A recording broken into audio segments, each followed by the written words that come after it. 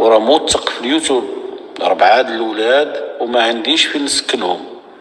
لو كان ما كانتش امي الله يكثر خيرها والله يطول عمرها اللي فتحت لي باب ديالها، ما عنديش فين نمشي، و4 ديال الوليدات وكيقراو.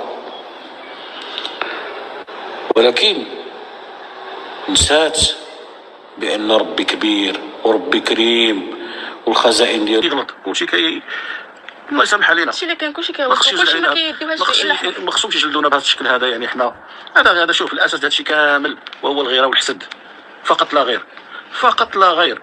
الاساس هذا الشيء كامل اللي كتعمق في الموضوع كتلقى صلب الموضوع هو الغيره والحسد. اما حنا تنقولها ونعاودها، حنا بحالنا بحال ايها الناس، ناس طبيعيين، ناس مساكن، ناس عاديين، ماكلتنا عاديه، لباسنا عادي بحال ايها الناس، كنصلي الصلاه ديالنا بحال ايها.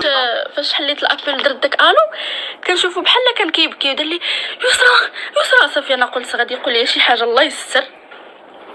هو يقول لي البراءه جاتني داك البارده بحال هكاك صافي، بحال ما تيقت. واخا حنا الحمد لله عندنا البراءه الاولى في زنا المحارم الاولى والثانيه وبزاف ديال المرات اللهم لك الحمد البراءه، ولكن هذه كتحسي بها صافي.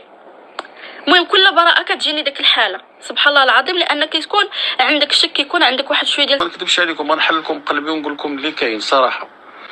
في واحد اللحظه لبنى نهارت بالبكاء وبقات كتبكي على زينب، بقات كتخيل زينب. داك فتوى عطيها لوليداتك، عطيها لوليداتك وقول لهم سيروا راحي مع امكم هذيك راه امكم. لا انت عاجبك هاد العداوه ما بين الام والولاد ديالها باش انت كتربح الفلوس على هادشي هذا. عاجبك هادشي هذا وكتقول يمكن من يسالي اليوتيوب عاد نصيفط الولاد يتصالحوا مع امهم وداكشي عادي الدنيا هانيه. انا لا سيدي، انا لا شوهتوا لي السمعه ديالي، عديتوني امام الملأ والعالم. انا ماشي تيتسد اليوتيوب عاد تجيو تقولوا لي الله يسامح الله يسامح. لا